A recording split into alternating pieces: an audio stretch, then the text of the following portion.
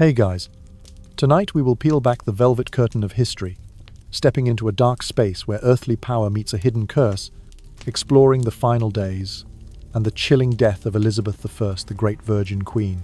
She was Gloriana, the sunshine of England. But as the Golden Age waned, that legendary power was swallowed by a terrifying decline. Can you imagine a monarch who once defeated the Armada having to endure long nights sitting motionless on the floor, shunning her bed as if it were a waiting coffin? Courtiers whispered that the Queen was not merely ill, but was held captive by an invisible force, isolating herself in grief and remorse. Could that have been the spirit of the Earl of Essex seeking revenge? But the most chilling moment was not when she breathed her last. What happened immediately after? Despite her final wish for an intact burial, the physicians acted as if they were prompted by another force.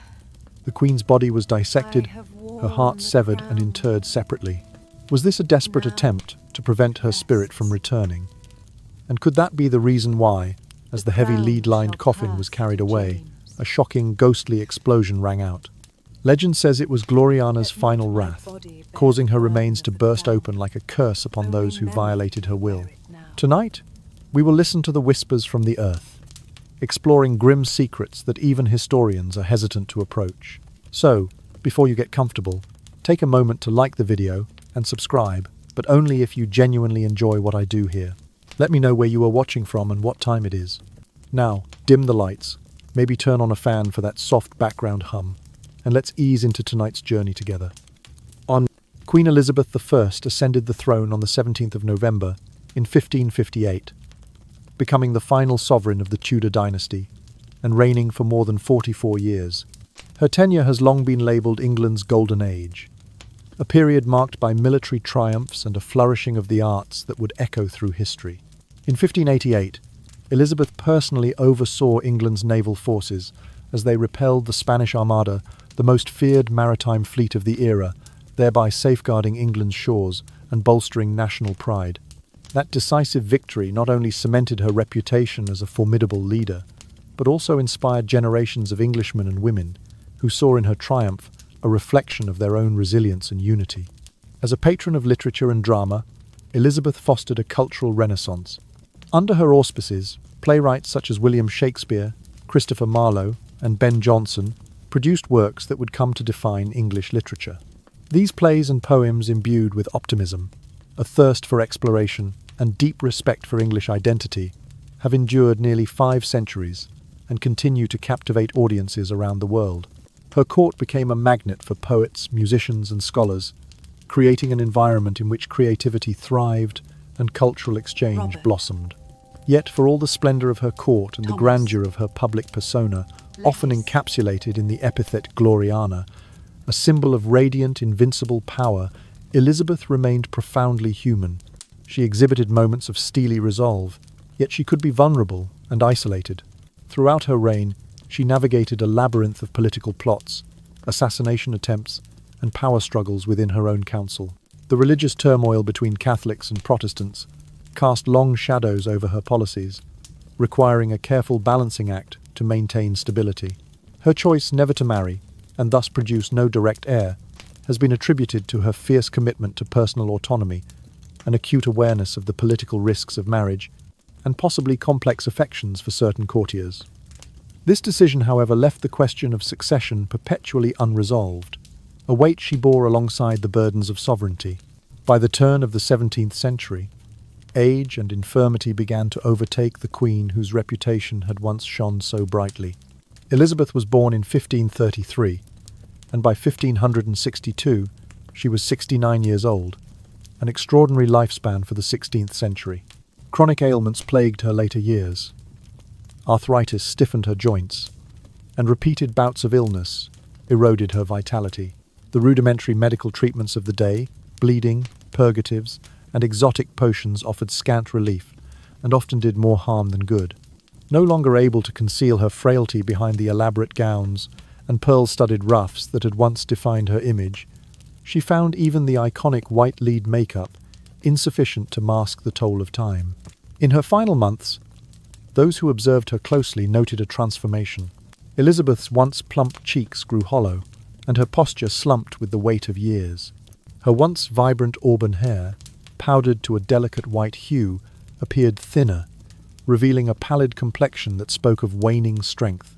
The sparkle in her dark eyes, so legendary during her youth, dimmed into a melancholy gaze, as though she were recalling the triumphs and tragedies of a life lived entirely in the public eye. She spent long hours in her private chambers, surrounded by relics of her reign, miniature portraits, gift objects from distant lands, and volumes of poetry. In that hushed stillness, the grandeur of the past felt like a distant echo, and the present moment carried a quiet sorrow. Despite her physical decline, Elizabeth's mind remained remarkably sharp. She issued directives, reviewed state documents, and conferred with her closest advisors, though her voice grew softer and her speech slowed. There were days when the pain in her limbs confined her to a cushioned chair, and other days when she refused food altogether, seeing fasting as a form of discipline befitting her station. Courtiers reported that she sometimes spent hours motionless, her fingers gently touching the pages of prayer books, as if seeking solace in familiar passages. Her refusal to retire to the bedchamber and her insistence on sitting in the dim candlelight became almost ritualistic, a symbol of her enduring will even as her body surrendered to age. In this twilight of her life, Elizabeth embodied a poignant truth that even the strongest monarchs are subject to the same natural laws as their subjects. Her storied life, marked by naval victories, literary patronage, and political savvy, culminated in a quiet, introspective vigil against the backdrop of her own mortality. The pomp of court life had given way to a solemn hush, and the brilliant tapestry of her reign was now tinged with the soft, sombre hues of approaching night. In those hushed final days, the golden age of Elizabeth I faded gently into history, leaving behind a legacy at once grand and profoundly human. In the final years of her life, Elizabeth I endured a series of grievous personal losses that weighed heavily on her spirit. In the winter of 1601, the greatest shock came with the execution of Robert Devereux, the second Earl of Essex. Once her favourite and trusted confidant, some whispered even of a secret affection, Essex's ill-fated rebellion forced the Queen's hand. On the 25th of February, 1601, Elizabeth signed his death warrant to preserve the stability of her realm. Watching Essex led to the scaffold at Tower Hill inflicted a wound upon her conscience from which she never fully recovered. Courtiers later recalled how she would retreat to her private chambers, her composure shattered.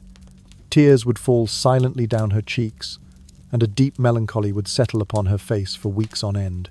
By the winter of 1602, Elizabeth's own health began to fail in earnest. Chronic joint pains gnawed at her, each movement a fresh reminder of mortality. Sleep became a scarce commodity. Nights were punctuated by coughs and restlessness, leaving her fatigued and irritable by dawn. She found it increasingly difficult even to swallow the simplest of broths or porridge. The medical remedies of the day, bloodletting, herbal concoctions of dubious potency, and rudimentary forms of acupuncture, offered no relief. On the contrary, they often exacerbated her weakness. Observers noted that she grew silent, withdrawing into herself. Her eyes, once bright and commanding, seemed to gaze endlessly into some distant realm. Concerned for her welfare, the Privy Council assigned a rotation of royal physicians to stand watch 24 hours a day, recording her breathing, her pulse, and her restless movements by candlelight. As spring of 1603 dawned, Elizabeth suffered another devastating blow: the sudden death of Lady Catherine Howard, her longtime companion and lady-in-waiting. The date slipped unrecorded into the haze of that sorrowful season, but the impact on the Queen was unmistakable. Catherine's passing reopened the wound left by Essex's execution, deepening Elizabeth's grief into a profound despair. She shut herself away in her chamber, refusing sustenance and shunning the comfort of her canopied bed. Instead, she sat upon the cold oak floor, supported by a single cushion, convinced that if she lay down she would never rise again. Courtiers beseeched her to return to the bed, arguing it would ease the care of her medical attendants. But the Queen clung to her strange ritual of floor-sitting until the end. Witnesses to those final days described a queen transformed. No longer the commanding sovereign of legend, she became a silent figure huddled in shadows, murmuring words too low to be understood. Yet, Paradoxically, her mind retained its keenness. In rare moments of lucidity, she would gesture toward her advisors or point to a passage in a prayer book, as though striving to leave a final imprint of her will. She was acutely aware that time was slipping away and that the question of succession hovered ominously over the throne. Her last recorded utterance, delivered in a whisper to her closest attendants, revealed the clarity of her acceptance. "I feel no pain, nor am I weary, yet my life draweth nigh its end." These words, half lament, half resignation, have been preserved in the annals of court history. They stand as the final testament of a monarch who, despite all her outward majesty, faced mortality with the simple honesty of a human being. In those hushed hours, Elizabeth's chamber was lit by the trembling glow of tallow candles. Stacks of leather-bound books lay untouched beside her. Her personal seal and writing desk remained cold and unused. Outside, the wind whispered through the corridors of Richmond Palace, carrying the distant echo of courtly affairs that once commanded her full attention. Within, only the ticking of a single clock measured the passing moments. Thus the last chapter of Elizabeth's life unfolded not with the clangor of royal spectacle, but in a quiet solitude that mirrored the inevitable decline of her physical form. The Queen, who had navigated foreign fleets and internal treachery, now confronted the simplest and most universal of human experiences, the farewell to life's joys and trials. And as she finally surrendered to the stillness, the age she had illuminated with her strength and wisdom fell into shadow, leaving behind a legacy of both triumph and poignant fragility. On the 23rd of March in the year 1603, the whirlwind of uncertainty that had swirled around the Tudor succession reached its apex. For more than 44 years, Queen Elizabeth I had artfully sidestepped any discussion of marriage or heirs, guarding her single sovereignty with such tenacity that even her most trusted advisers dared not broach the subject.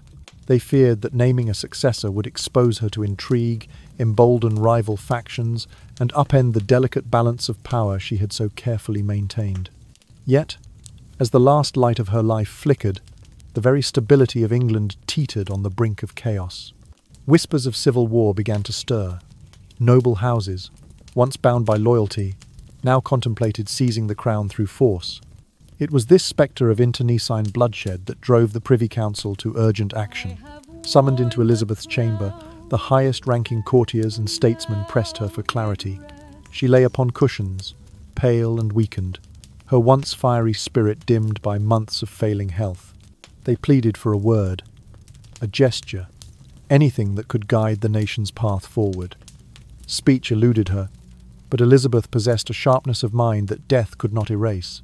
Raising her left hand, she traced a single, circular motion in the air. The court watchers leaned forward. They recognized it immediately as the letter O. No more elaborate pronouncement was needed. By that simple sign, the Queen signified her choice.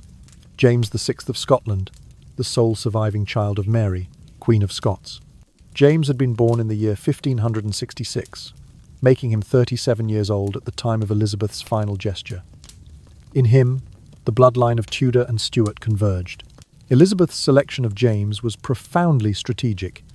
It settled the issue of succession without favouring any English noble faction, and it laid the groundwork for a dynastic union of the thrones of England and Scotland. Though Mary, his mother, had been a rival to Elizabeth's crown and had met her end on the scaffold in the year 1587, the choice of her son James represented a gesture of conciliation. In one motion, Elizabeth extended a hand of reconciliation across the border, knitting together two kingdoms long divided by conflict and suspicion. As the court absorbed the weight of her decision, Elizabeth's strength ebbed further. That same night, the shadows in Richmond Palace deepened. Candle flames flickered across the tapestries and the curved arches of her bedchamber as her closest attendants formed a silent vigil around her. They whispered prayers for a peaceful release, their voices softened by the plush cushions underfoot. No pageantry marked this vigil, only the hush of gathered souls and the faint rustle of silk robes. Outside, the distant tolling of chapel bells offered a sombre echo of the solemn occasion within those walls. Then, on the following morning of the 24th of March, in the year 1603, Elizabeth I drew her final breath. At 69 years of age, she had ruled longer than any of her predecessors, guiding England through golden triumphs and perilous straits alike. The exact cause of her passing remains a matter of historical debate.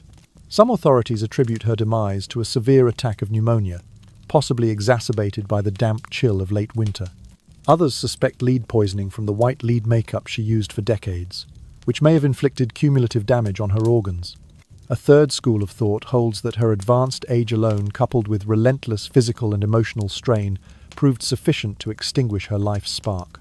Whatever the precise cause, Elizabeth slipped away quietly, without the tumultuous drama that often attended royal deaths of earlier generations. In that final stillness, she embodied the dignity that had defined her reign. Her courtiers recalled how, even at the end, her posture retained a regal composure, and her features, though wan, bore the echoes of youth and nobility. She passed from this world as she had lived in it, a monarch whose presence commanded respect, whose absence left an indelible void. News of her death spread swiftly through the corridors of power and beyond the city walls. London's streets fell silent as commoners and noblemen alike paused to mourn her passing. Flags were lowered to half-mast, and churches opened their doors for masses of thanksgiving for her long rule and prayers for her peaceful rest. Thus concluded the life of Elizabeth I, the last Tudor sovereign. Her legacy endured in the unity she secured, the culture she fostered, and the nation she guided through its most luminous era. As the new King James VI and I prepared to cross the border and claim his place on the English throne, the realm Elizabeth had so lovingly governed stood poised on the threshold of a new chapter. Yet, the memory of Gloriana, the Virgin Queen who had captivated hearts and steered a nation, lived on in every corner of her kingdom, and in the quiet hearts of those who remembered her final, fateful circle in the air. According to her final wishes, Elizabeth I insisted on a simple, unaltered burial. No excision of her heart, her lungs, her liver, or any other internal organs. She desired to lie in the earth whole and untouched, so that her body might rest as she had lived undivided and complete. Yet within hours of her passing on the 24th of March in the year 1603, her instructions were set aside. The royal physicians at Richmond Palace, mindful of the centuries-old practice intended to preserve royal remains, proceeded with the embalming ritual they had performed for generations of sovereigns. By late afternoon, the doctors had carefully washed the Queen's corpse and laid it upon a marble slab. With precision born of practice, they made incisions to remove her heart, her lungs and other viscera. Into the cavity thus created, they poured fragrant spices, dried rosemary, crushed cinnamon bark, and powdered nutmeg alongside resinous balms and aromatic salts. These substances, they believed, would draw out moisture and inhibit decay. The extracted organs were themselves treated. The heart was sealed in a small, lead-lined box emblazoned with a Tudor rose, while the remaining entrails were either interred separately or combined with embalming herbs.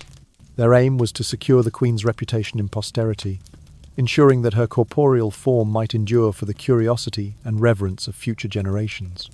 Once the embalming process concluded, the mortal remains were placed inside a coffin of English oak, its interior lined with lead sheeting that Elizabeth herself had ordered years earlier. The outside of the coffin bore an engraved Tudor rose, and her name in gilt letters, a final assertion of her identity and her dynasty. This coffin rested in the private withdrawing chamber of Richmond Palace, surrounded by her ladies of honour who stood vigil, their soft sobs weaving through the hush of candlelight. For 3 days and nights the coffin remained in quiet repose, allowing the body inside to settle and the sealing wax on its lead lining to harden. On the third morning following her death, the state funeral procession commenced. The coffin was borne onto a hearse drawn by 6 black horses, their harnesses adorned with black drapery. A solemn cortege of heralds, noblemen, and clergy followed in measured steps. As the procession entered, the streets of London paved with cobblestones worn smooth by countless passing feet, a sudden, startling crack rent the air. The coffin's oak structure split along one panel, and a section of its lead lining gave way with an audible pop. Those at the front of the cortege paused in alarm. From the fissure escaped not only a faint hiss of trapped gas generated by the gradual breakdown of embalming fluids and the decomposition of internal tissues, but also a faint scent of spice and resin, harking back to the embalming chamber's musty air.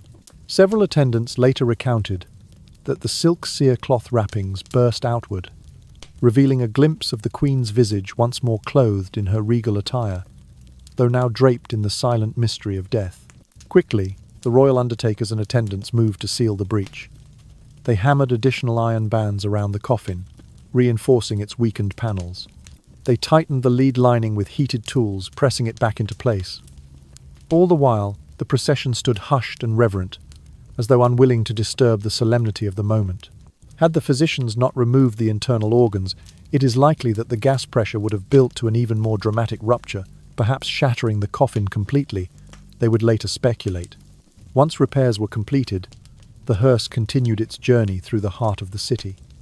Citizens paused in their daily routines to bow their heads, to remove hats, and to lower shop shutters in silent respect. The boulevard of Westminster lay ahead, with Parliament's grand silhouette framed against a grey, sombre sky. At last, the coffin arrived at the nave of Westminster Abbey, a soaring expanse of stone and stained glass that had witnessed the entrances of kings and queens for centuries. There, in the royal vault beneath the high altar, already the resting place of her grandfather, Henry VII, and her grandmother, Elizabeth of York, the coffin was gently lowered. Mourners gathered around as the final earth was shoveled into the grave, a soft echo among the vaulted arches.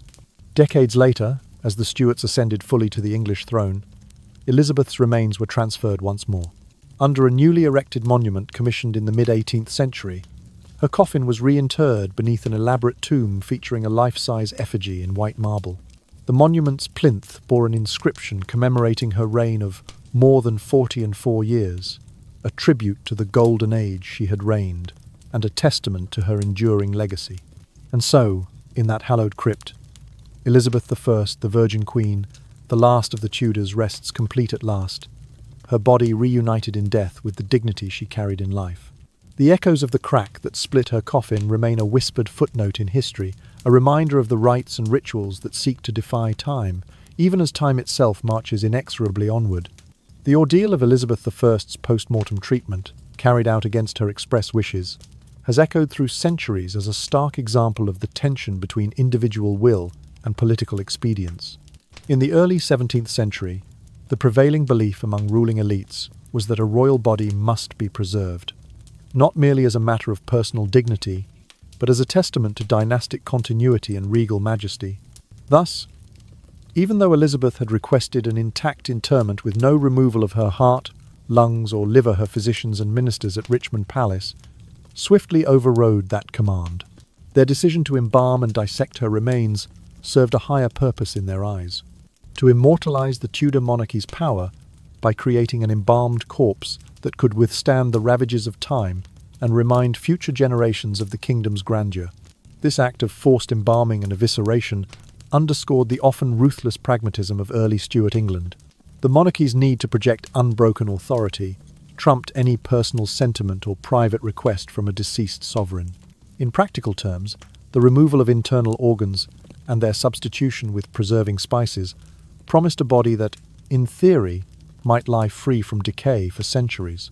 In symbolic terms, it broadcast a message. The crown endures, unyielding and imperishable, even as monarchs themselves pass into oblivion. To those who carried out the autopsy, the political capital gained from a well-preserved royal corpse far surpassed the moral cost of violating the Queen's final wishes. Over the 4 centuries that followed, the legacy of Elizabeth I's reign never dimmed. She remained emblematic of steadfast resolve, the Virgin Queen who had weathered religious upheaval, repelled a formidable Spanish Armada, and presided over a cultural flourishing unmatched in England's history. She guided her realm through trials of succession crises, international threats, and internal strife, always maintaining a measure of control and dignity that commanded respect at home and abroad. Even after her death on the 24th of March in the year 1603, her influence persisted, shaping the national character and the arts for generations to come. With Elizabeth's passing, the Tudor chapter drew to a close. Her chosen successor, James VI of Scotland, ascended as James I of England, ushering in the Stuart era. The union of the two crowns, effected by Elizabeth's discreet but decisive gesture on the 23rd of March, laid the groundwork for a unified British monarchy. James's succession represented a strategic triumph.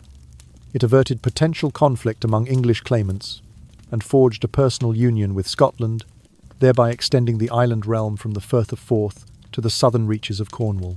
While the Stuarts would face their own challenges, from parliamentary rebellions culminating in civil war to the eventual establishment of a constitutional monarchy, their accession itself stood as a testament to Elizabeth's final act of statecraft.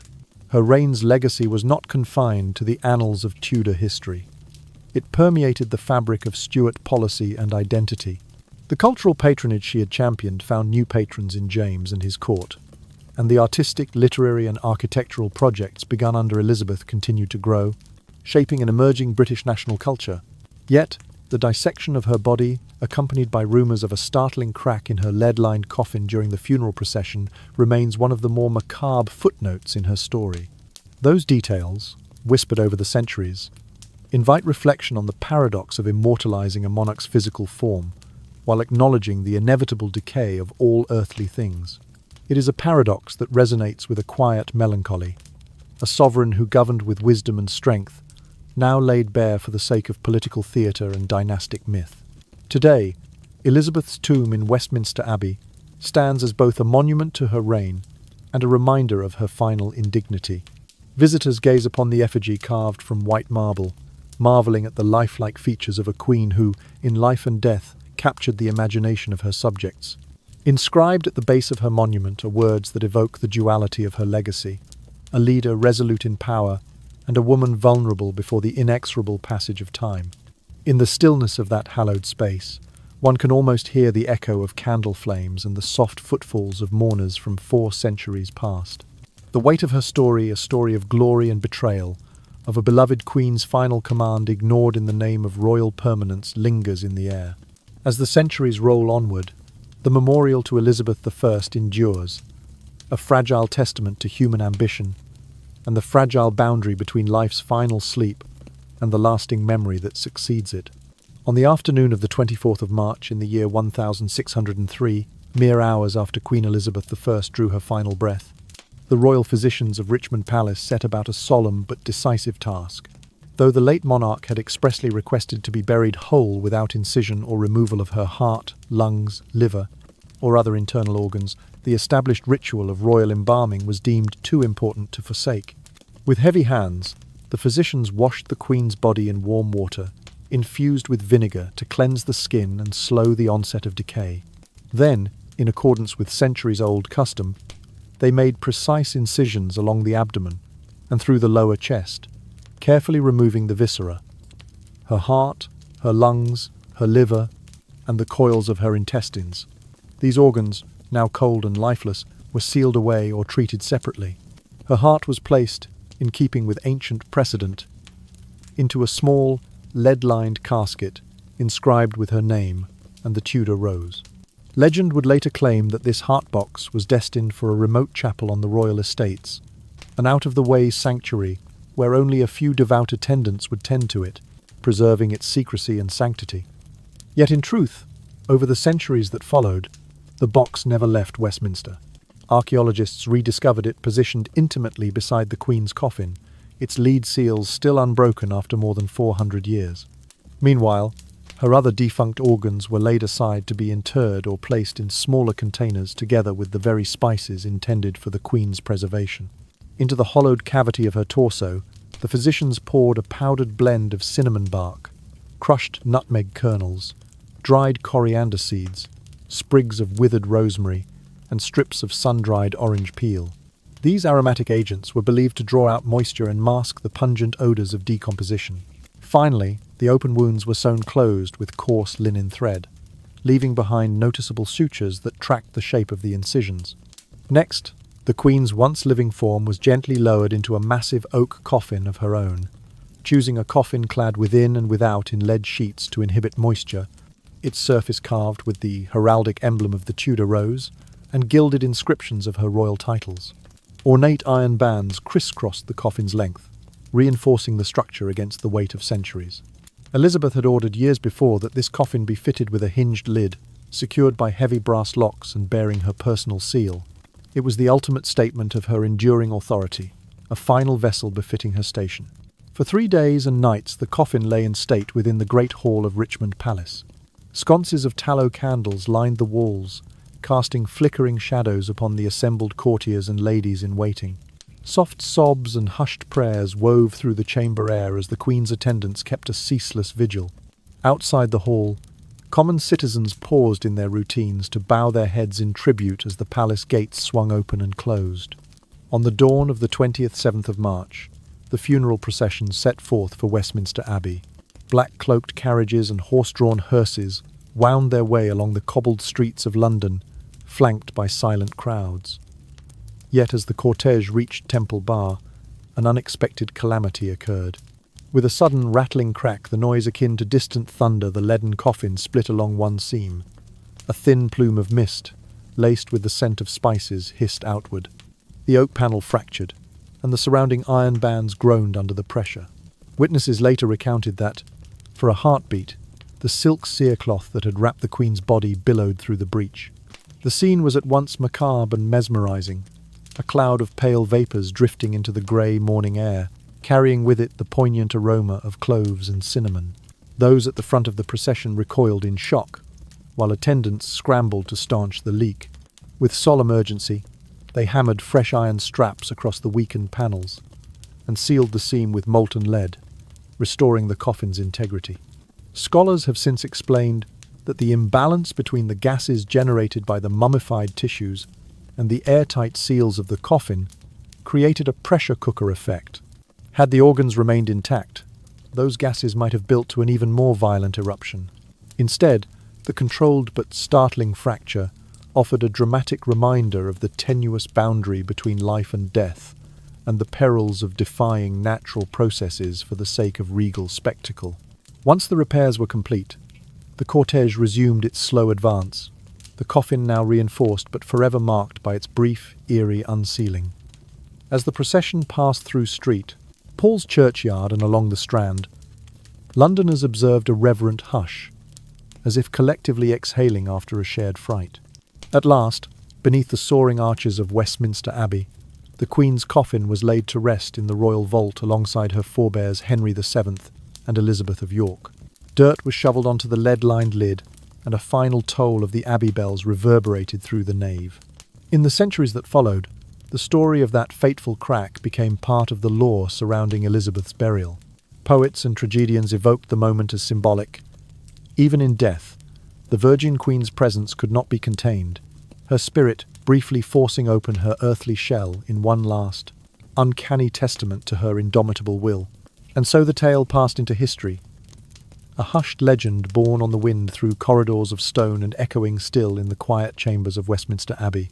The state funeral procession for Elizabeth I was arranged for the late days of March, in the year 1603.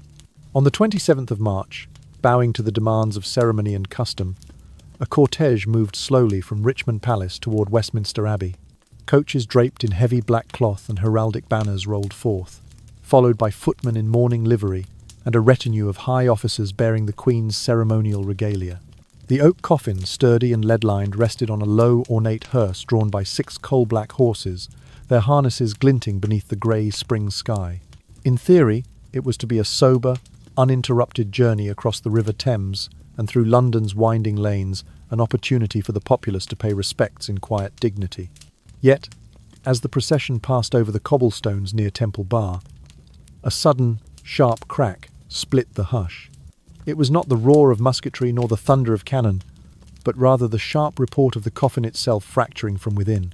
According to chroniclers, the assembled mourners recoiled in stunned silence, faces ashen beneath tall black hats. The sound echoed between stone facades, startling pigeons into flight and sending ripples of whispered fear through the ranks of courtiers and commoners alike. This eerie noise was later explained as the escape of gas pressure that had built up inside the Queen's body following the embalming rites at Richmond.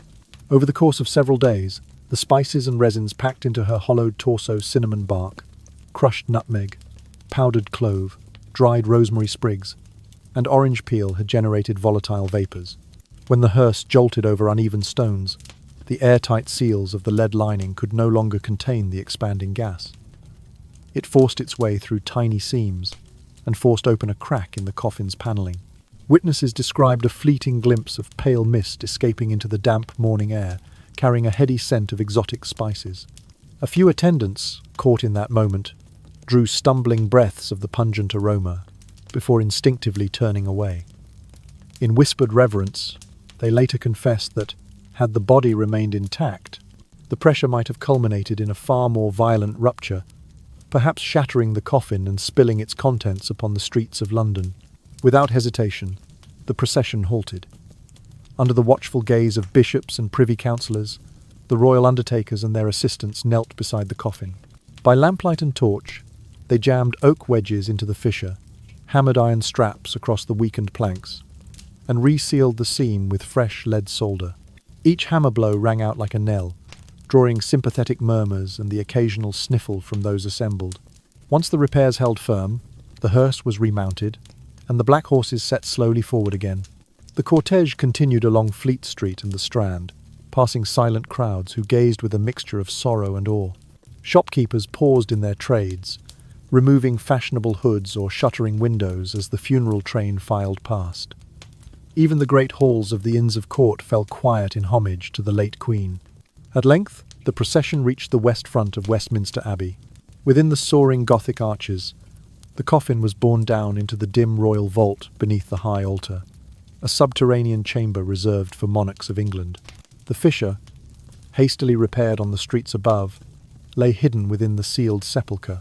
There, under the vaulted ceiling, and among the carved stone tombs of Henry VII and Elizabeth of York, Elizabeth I would rest at last.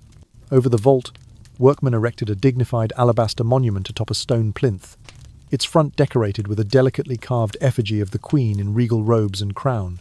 Her hands, folded in prayer, rested upon a prayer book, and her gaze was directed toward a sculpted likeness of the Tudor rose.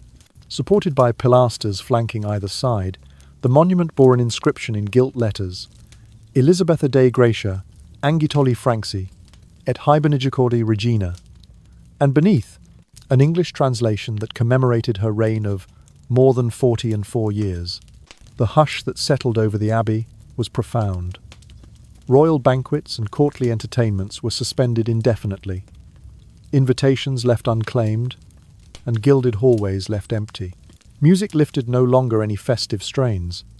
Instead, the abbey pews were filled by low-chanting solemn masses in honour of her memory. Universities across England declared a temporary pause in lectures, granting students and faculty permission to attend commemorative services or to remain at home in mourning. Thus did Elizabeth's funeral become more than a mark of respect. It served as the defining moment of dynastic transition. The Tudor era, born with the defeat of Richard III at Bosworth Field in the year 1485, came to its close. In its stead, the Stuart age dawned under James I, a monarch who would navigate Parliament's contentious waters and whose lineage would endure for nation and empire alike. The funeral of Elizabeth, however, remained forever etched in English memory. A final pageant marked by dignified pomp, abrupt terror, and a burial ceremony that closed a golden chapter and opened another, filled with as much promise as challenge. According to a 19th century historian's account, the mortal remains of Elizabeth I were relocated from the original communal vault to a specially designed tomb beneath a newly erected monument. This reinterment took place in the year 1822, under the reign of King George IV, when Westminster Abbey authorities embarked upon a campaign of restoration. The new tomb was constructed directly below a grand monument featuring dual elements of sculpture and inscription. The upper portion comprised a marble effigy in recumbent repose, the so-called tomb effigy, depicting the late Queen clad in ornate plate armour, intricately carved to resemble dragon-scale breastplate over a rich brocaded gown. Upon her head rested a finely chiselled crown, and in her hands she held a small, closed book of prayers, symbolising her piety and intellectual devotion. Beneath the effigy lay the inscribed base, a substantial stone plinth bearing gilded lettering that read, Elisabetha Regina Gloriosa, qui quadraginta quature annos regnavit, translated below into English as Elizabeth the Glorious, who reigned for 44 years. Surrounding the inscription were carved motifs of Tudor roses, fleur-de-lis, and thistles, emblematic of England, France, and Scotland, testimonials to her diplomatic reach and her role as sovereign of multiple realms. The design was intended not only to honour her memory, but to reaffirm her enduring authority, providing a focal point of reverence within the Abbey's royal chapel. Decades later, in the year 1895, Westminster Abbey officials once again opened the vault for a comprehensive survey and repairs. When the outer stone slab was lifted and the ornate canopy removed, conservators found the head end of the coffin had settled unevenly, and portions of the oak frame had succumbed to rot. The lead lining, originally sealed to protect against moisture, showed extensive flaking and detachment. These observations corroborated earlier reports of the coffin's vulnerability following the macabre incident in 1603 when internal gas pressure had caused a fissure during the funeral procession. Beneath the coffin's tarnished exterior, fragments of the original cerecloth wrapping remained, its dark brown weave still holding traces of wax and resin. These stubborn fragments provided physical proof of the Queen's embalming. They bore embedded granules of cinnamon, clove, and powdered nutmeg, detectable even after nearly 3 centuries. Conservators carefully documented the condition with early photographic plates, capturing the warped wood grain and the patchy, corroded lead seams. Samples of oak and lead were extracted for laboratory analysis, which confirmed the presence of iron oxide and wood-boring insect tunnels. The wood's cellular structure, examined under magnification, revealed the slow but inexorable processes of decay, even within a lead-sealed environment. Despite these signs of deterioration, the coffin's materials testified to its remarkable longevity. The Tudor oak, felled in the mid-16th century and seasoned over years in royal storehouses, had resisted complete disintegration. The lead's malleability had permitted repairs by successive generations of attendants, ensuring that Elizabeth's remains remained undisturbed in their appointed resting place. Over the ensuing century, the tomb evolved into both a scholarly site and a locus of devotion. Beginning in the early 20th century, history students and archaeologists visited Westminster Abbey as pilgrims of a sort, drawn by the mystery of Elizabeth's life and death. Tour guides recounted the tale of the exploding coffin, and visitors leaning low to peer beneath the floor grates claimed they could almost sense the Queen's presence lingering in the hush of the royal vault. In popular culture, the fateful crack in Elizabeth's coffin became an enduring anecdote, retold in Gothic short stories, whispered in candlelit museum tours, and dramatized in historical documentaries. The legend underscored the fragility of the human form even amid elaborate attempts at preservation, highlighting the contrast between medieval embalming science and the immutable laws of biology. As one guidebook poetically noted, her body yielded to the power of its own breath, a final, unexpected testament to the Queen's indomitable spirit. Over 400 years since her death, Elizabeth I's saga continues to resonate not only through political and cultural history, but also in the minutiae of mortuary practice. The heart box, rediscovered during the 19th century vault opening, now rests in a glass case within the Abbey's chapter house, its lead edges pitted yet intact. The carving on her monument, restored several times over, gleams anew in the filtered sunlight of stained glass windows. Detail by detail, the choice of spices, the anatomy of embalming, the crack in the coffin, the effigy in shimmering marble. Elizabeth's final journey offers a panoramic view of a monarch who has become more myth than flesh. Her story weaves together the pageantry of Tudor rule, the solemnity of royal ritual, and the inexorable passage of time. In every brass hinge and every faded inscription, one hears the soft echo of a queen's departure, a lullaby for an empire, sung gently through the corridors of history. The death of Elizabeth I on the 24th of March in the year 1603 marked the definitive close of the Tudor era, a dynasty that had endured for nearly 100 years since the accession of Henry VI, seventh following the Battle of Bosworth Field on the 22nd of August in 1485. With Elizabeth's passing, the royal line of Tudor gave way without dispute to the House of Stuart, as James VI of Scotland, son of Mary, Queen of Scots, ascended the English throne as James I on the 24th of March. This dynastic union represented more than a mere change of name. It merged the crowns of England and Scotland under a single sovereign, laying the groundwork for a unified British monarchy that would evolve into the British Empire of later centuries. Thanks to Elizabeth's timely and discreet indication of her successor, potential unrest and civil strife were averted, ensuring that the transition unfolded with relative calm rather than the internecine conflict that so often accompanied disputed successions. Elizabeth's legacy extended far beyond matters of succession.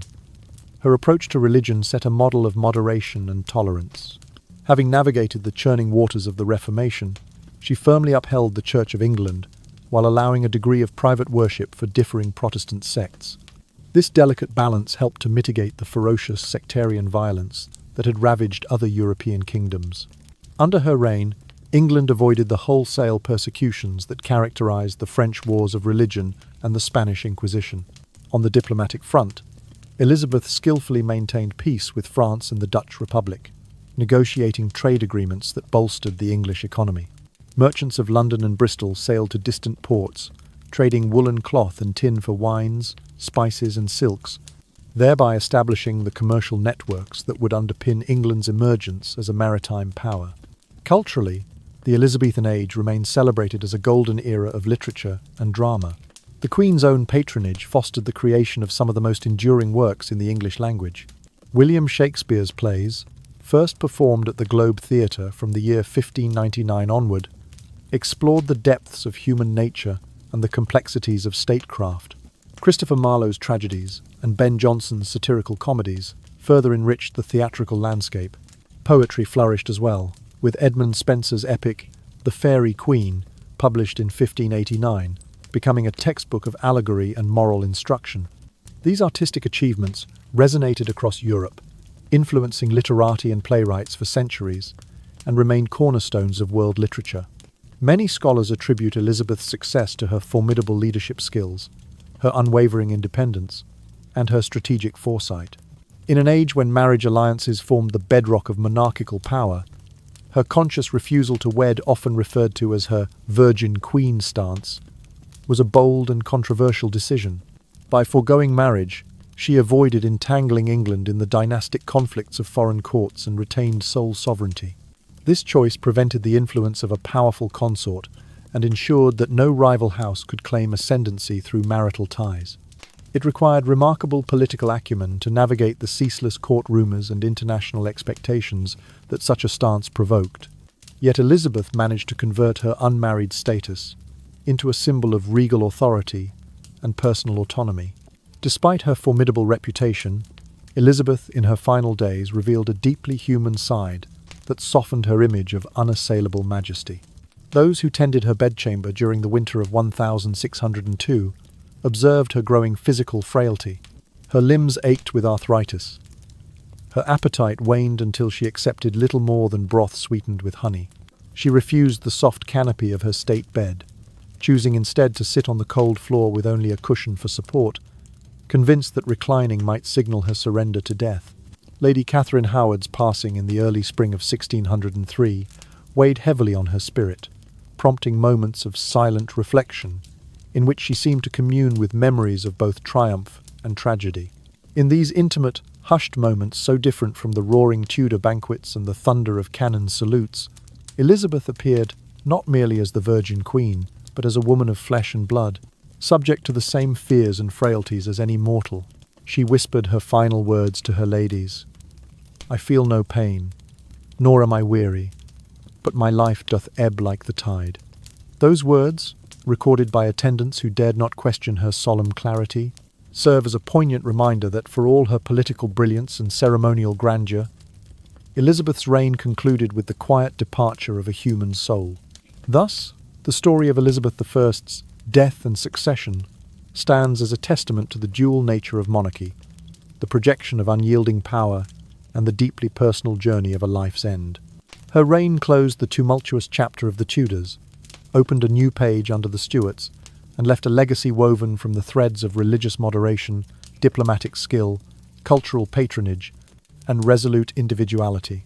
And in the hushed corridors of Westminster Abbey, where her marble effigy gazes serenely toward eternity, the memory of her final act of statecraft and the echoes of her vulnerabilities continue to lull visitors into contemplation of history's grand tapestry.